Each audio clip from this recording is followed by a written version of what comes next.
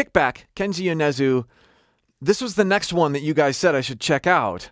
And I noticed there's a live version. So, I haven't heard this song at all. I'm going to do an analysis of the studio version and then the live version. And I want to compare and contrast his approach, studio versus live. I've done this with some other artists, and it's super fascinating because they do certain things in the studio because the studio is safe and a way that you can build recordings. And then to see how that translates to an engaged live performance, it's a fascinating process. So, studio versus live, Kickback.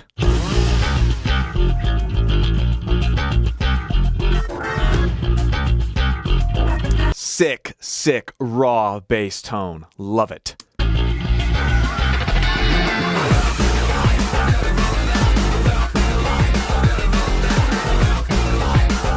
Lie. Bringing back that mildly distorted, layered, and this is a long posture. I haven't heard that. What was with this bass line?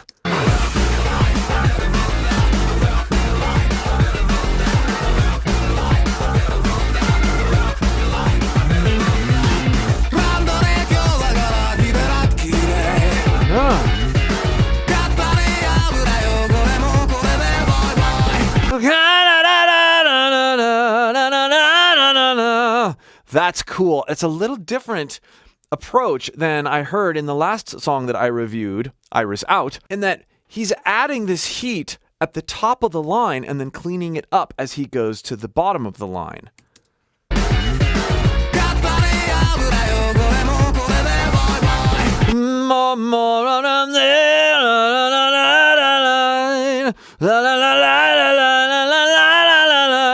There's also a mild distortion, post-production distortion on his voice here as well. I gotta listen to this passage because they're changing keys and doing all sorts of things with the chord structure. It's super fascinating.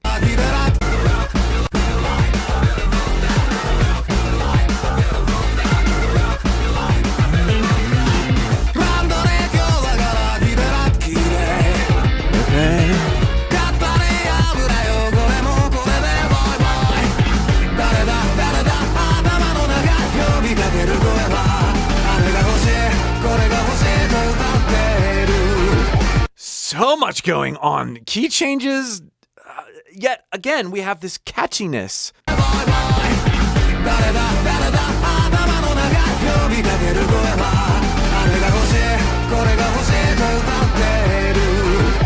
Daddy, I like that soft. This is almost a crooner vibrato. Daddy. Oh, he sounds so much more old and mature here than he just did up here.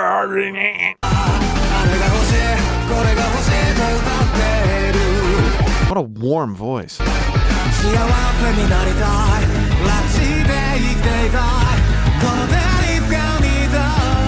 And now we've just sort of switched genres. It's heavier. We've slowed it down, or is it just might just be halftime?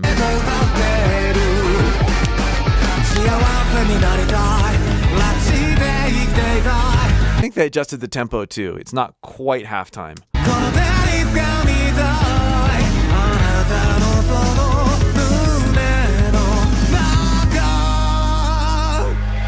Huh.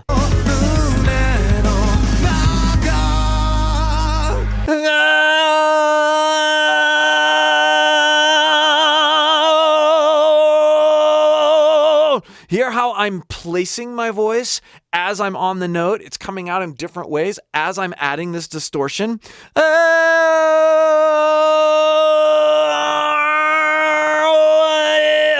There's all sorts of ways, independent of the vowel, that I can create resonance with this sound and with this note. This variety is partly what we love about Kenshi's voice so much. If you watched my Iris Out analysis, you would know how he builds his distortion with his voice. And I discussed this placement thing as well, but he's doing it in a slightly different way here.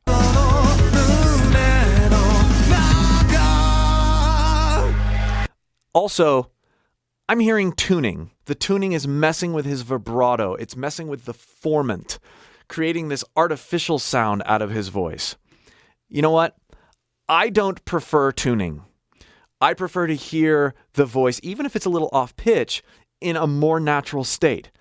Also, I realize that in this genre and a lot of genres, even modern rock in America, they're using tuning all the time and even live. I can have an opinion about it, but it doesn't change the fact that it's present here. Just like I can have an opinion if I go to a live show and as I'm getting older, I don't like flashing lights because they start to give me a headache.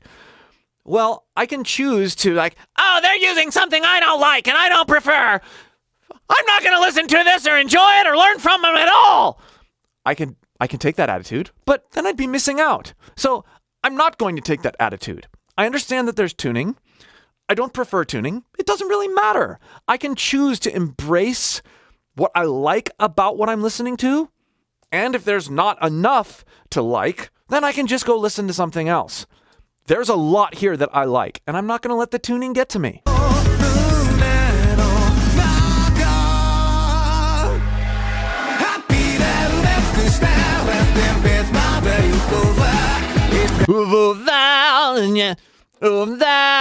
Did you hear that? Change in resonance and placement. Open up. Either one of these postures would be weird and ridiculous if he was staying there, but because he's going in and out, it's interesting, it's dynamic, it's fun.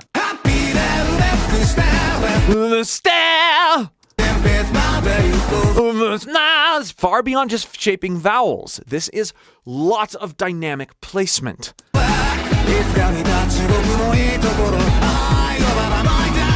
I love his distorted sound that he moves around and in and out of. He's soft and he's brash and he's warm with his distortion. I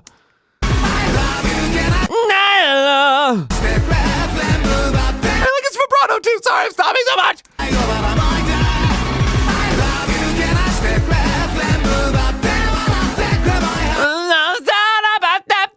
See how witchy he's a witch. He's a distorted witch up here. It's so cool sounding. And this is really difficult to do with lots of different words and syllables because the air is constantly being interrupted. If you want to practice this, first, check out the Iris Out video as I explained how he builds his distortion. And then choose a simple exercise that interrupts air. I like ta-ta-ta-ta-ta-ta-ta-ta-ta-ta because the T is interrupting air. And then practice moving your placement around with every ta. Practice experiencing the sound of your voice back, like in the back of your head, and then in the front, right next to your teeth.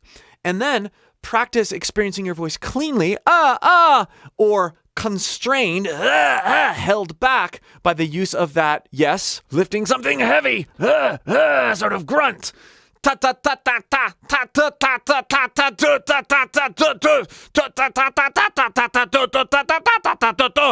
take the pitch up and down without the need to cling to any particular notes. Do that for a while and then start introducing notes. You're going to notice all sorts of crazy variety coming out of your voice because you're not trying to sing something good. You're just experimenting with what's possible with your voice. If you'd like more help doing this and more exercises to unlock your voice's true potential, click the link below in the pinned comment or video description and join my free singing course. I'll help you non-judgmentally pull out all sorts of things with your voice you never thought were even possible.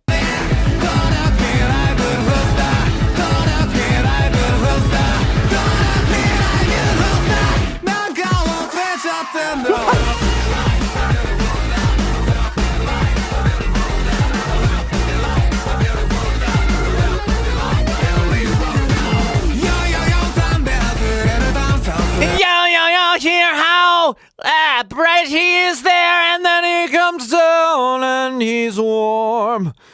Brilliant and beautiful, even in the midst of this frenzied song.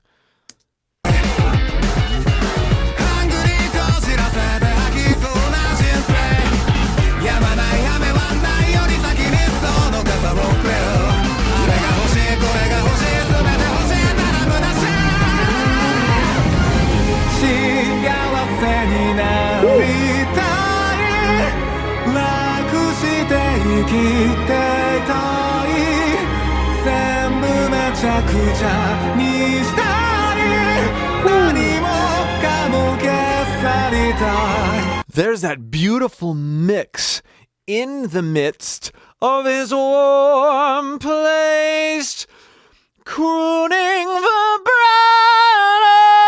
You hear what I did there? La, la, la. It's a longer sound, it's placed further back, and then I move it a little bit forward.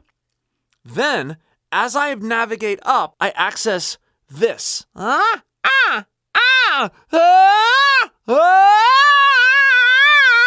And I find a balance between obnoxious crow sound, add vibrato, add support, and I'm mixing my head voice and my chest voice together. Yeah! All of a sudden, well, after a lot of practicing and introspection, I'm able to hit high head voice notes with the power of my chest voice. That's mixed voice. That's what he's doing here. Listen for it again over this passage. Oh.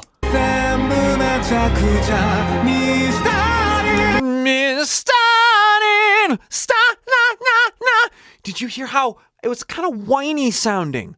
But because he's just there for a second, and then he grounds back in his beautiful, warm, crooning, belted chest voice. Sounding! It works. It works. It's not. It's not that. Sounding! Yes. Beautiful. Such control.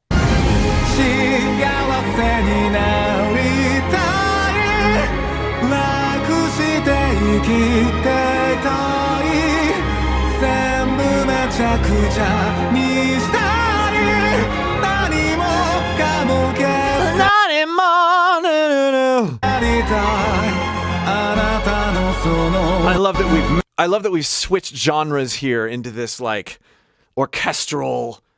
I mean, from where we started? Seriously?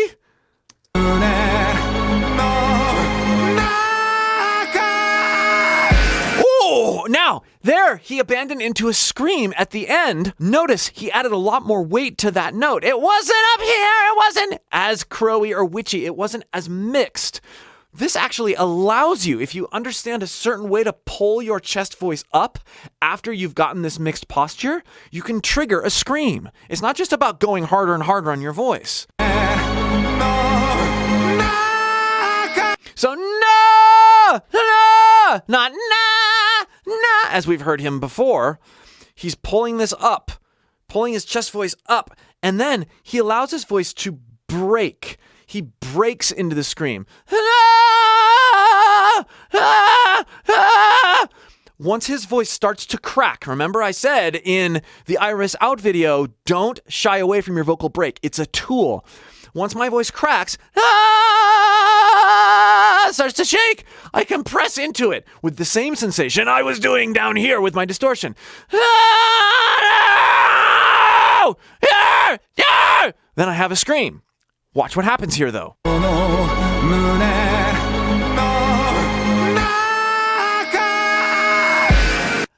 Notice he ends in sort of this head voice.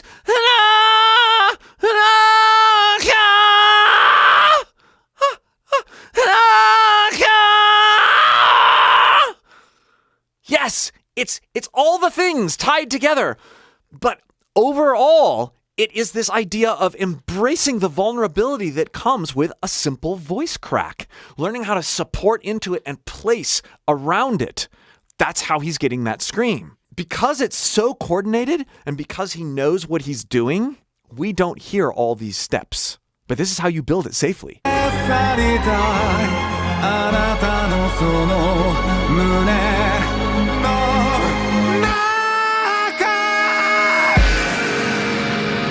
I love that we hear a sigh coming out of the scream.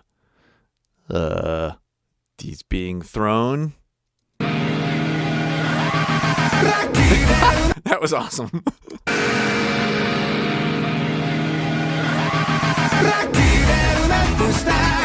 I like that that side scream, the real high one in the background too. That was cool.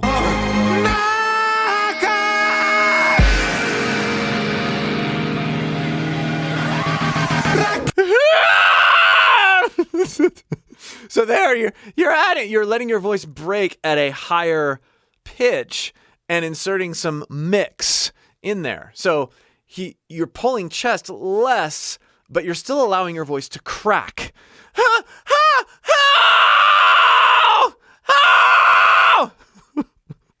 That can be musical too.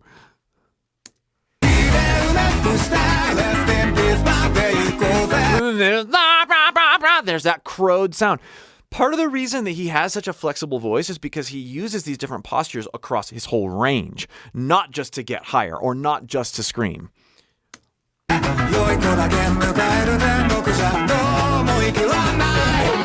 Now, I don't have subtitles on here, but I appreciate what the video is communicating to me. And I might be wrong, but that's what I love about music.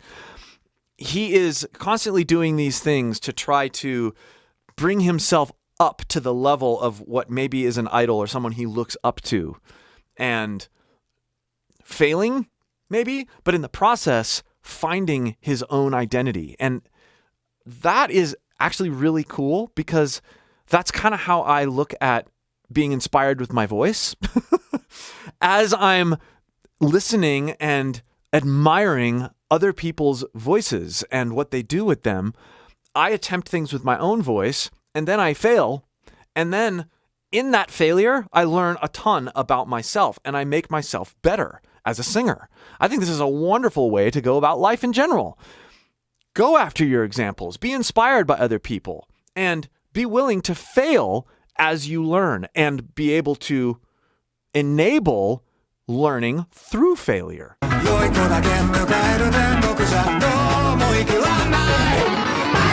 Yeah, he's not measuring up here to the speed of the car or to the big muscles or whatever, but in the process, he's getting faster. He's becoming more and more himself. And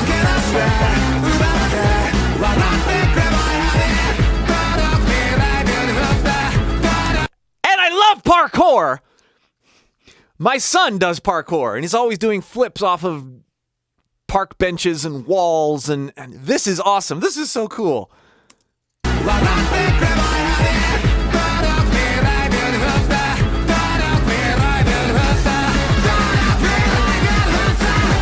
That's really broken up back there! That's a scream. That's that vocal break that I was talking about. Embracing that with the compression that I was talking about in Iris Out.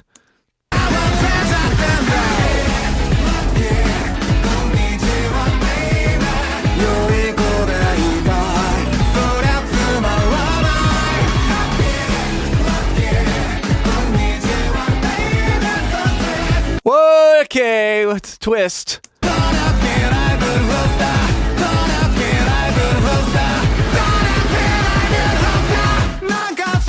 Now it's everybody.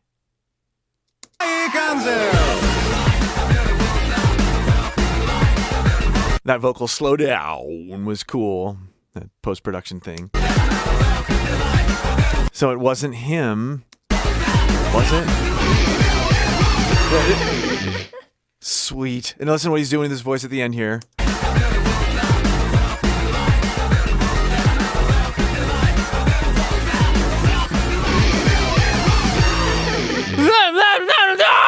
Yeah! He's just talking with that compressed sound. I'm gonna be like this, and then I'm gonna abandon into the scream and let it go. Again, this doesn't hurt. This is not taxing. It's maybe a little more taxing than just normal talking, but not much if you understand how to place it.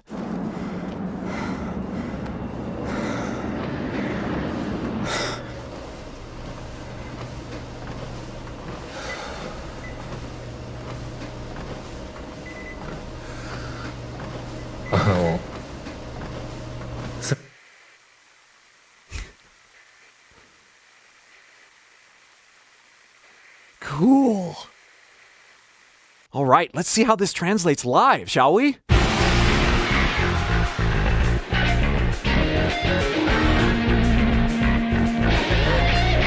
Oh, nice. I love the guitar already. That's different, right? The bass was much more prominent in the beginning of the last one.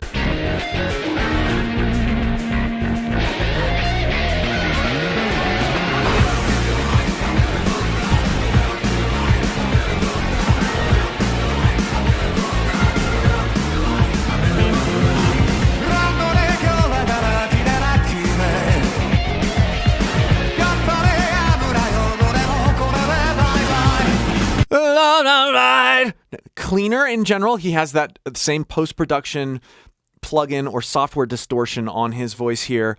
And he is cleaner with his approach overall, yet he's still adding some of that grit in. Although last time I was in the studio when I was commenting that he got grittier up top and cleaned it up when he went down in the line, he's inverted that so far in this performance. Kind of neat that we have this flexibility to express differently.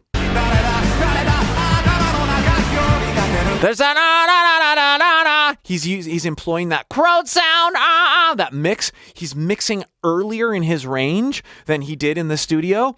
This is very common when live because a mix is actually less taxing on your voice. So if you understand how to mix lower and not pull your chest up, you'll have more energy to get through a song. It's not as hard on your voice. Smart.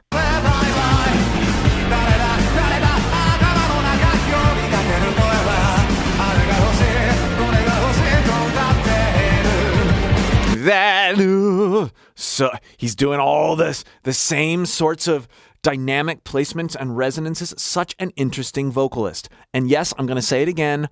I hear tuning, even live. Again, I would prefer that there is no tuning because there is an accessibility to the voice that I feel like I'm missing, but it's not up to me. So I'm going to put that over here and put my preferences aside and appreciate it for what it is. Continue to learn and continue to enjoy.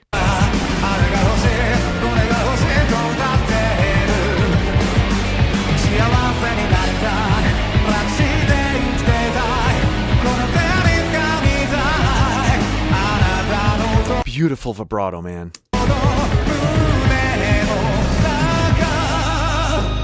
I like how he has that grit and rasp with his vibrato. That combination is beautiful. Now, I said rasp that time. There's a distinction that I want to make here because you can both compress into distortion and release into rasp at the same time. And that's what I hear him doing here. It's a slightly more budgeted way to work in a distortion.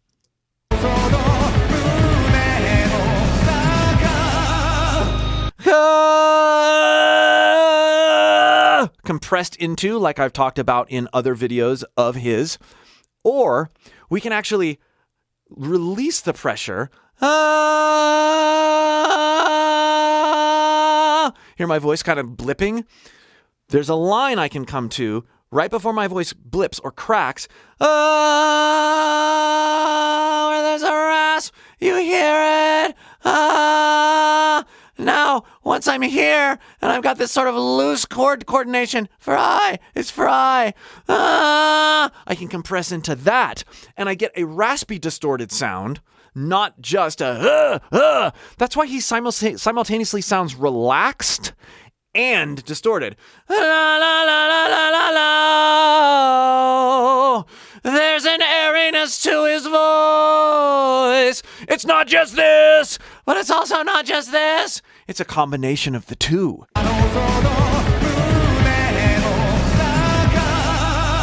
You often hear singers who use lots of distortion in the studio do this live, more of this live, because it allows you to relax into the posture. It's another part of vocal budgeting.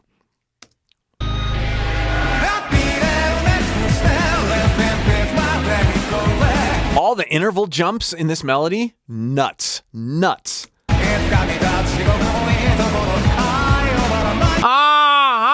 Right there. He was here, now he was right there. Again, moving this dynamic placement around treating each phrase or each note differently in terms of placement does two things. Keeps it very interesting. And live, it saves your voice. Don't believe me? Try it.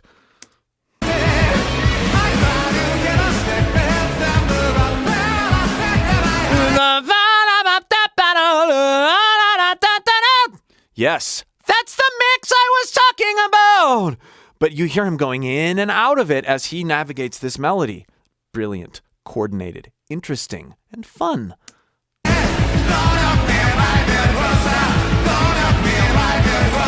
Like the megaphone touch with the background vocals. That's good.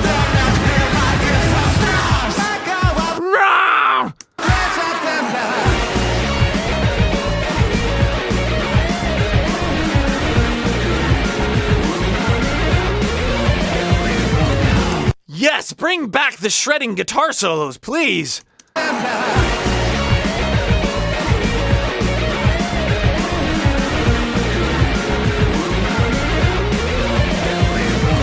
I love the chromaticism there.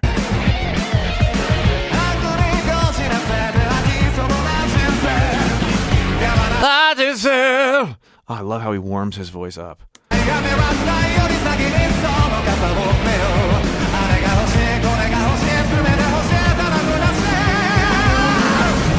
Ooh, there was a nice abandon into his vocal break, sort of scream out.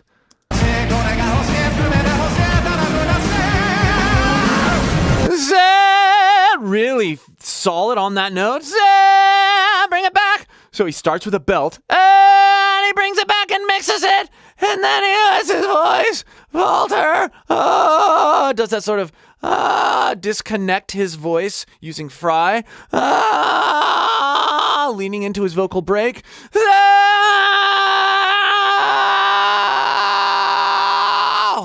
And then add a little bit more support, push to it.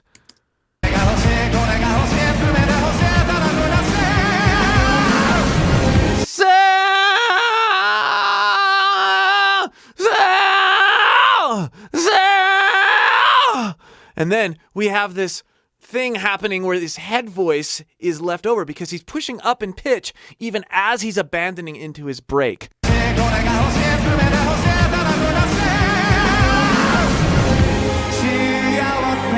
I was wondering how they were going to handle this live.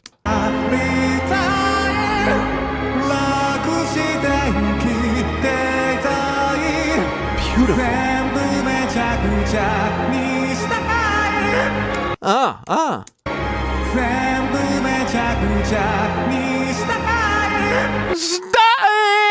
Was that a... That almost sounded like a mic blip.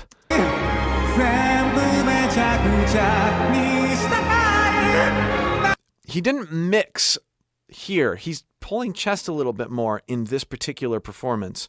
But with that, what sounds like a mic blip or something, or maybe it was an articulation, that's tough.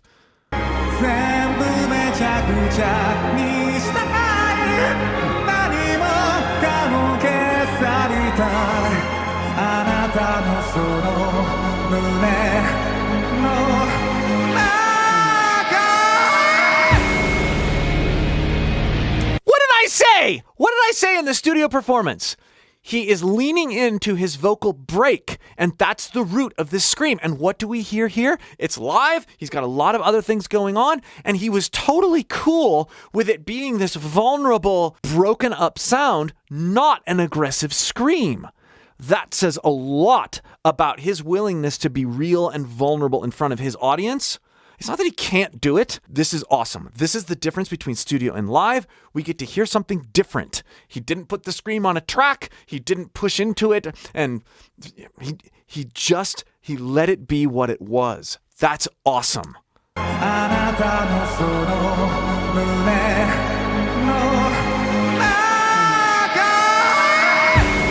And it still showed up as a scream. You hear it for what it is in process, though.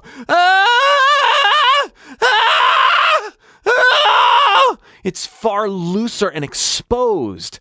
This should help you understand the technique. Hearing his more raw, live version of it. This is how I learned to scream. This is how I learned to sing in mixed voice, was by listening to studio performances in all their perfection and polishedness and production, and then going to a live performance and hearing what the artist does from a more stripped down, real approach. It's empowering for me.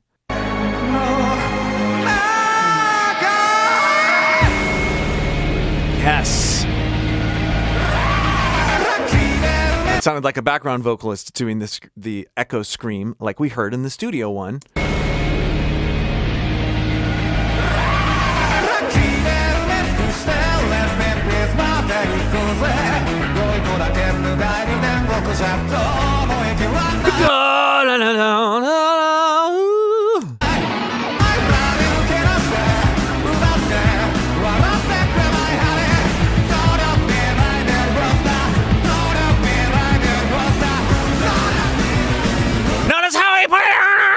He's putting it up in his nose there and soft power. It's that sound.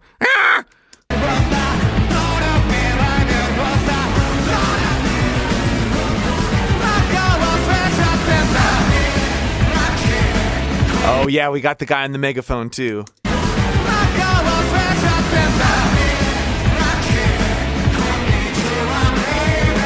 Cool arranging. Is that the guy driving the car from the last video?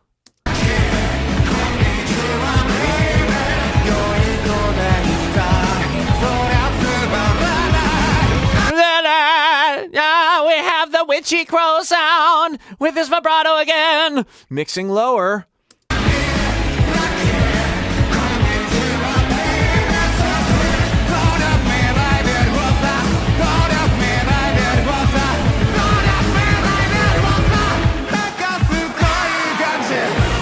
That guy's got, it's the same technique. He's just using it a little higher.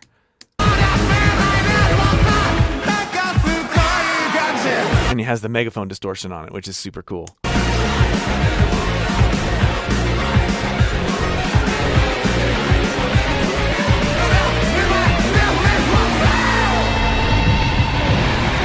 Sick. Abandoning into the scream. So he budgeted too there, right? We're bringing into this, we're bringing energy into it and abandoning.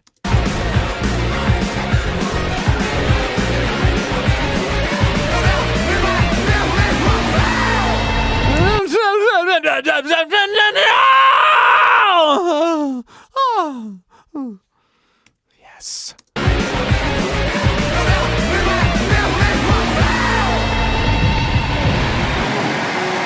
So fun. Thank you for recommending this one. I hope you enjoyed the studio versus live comparison. If you missed my Iris Out video, here it is.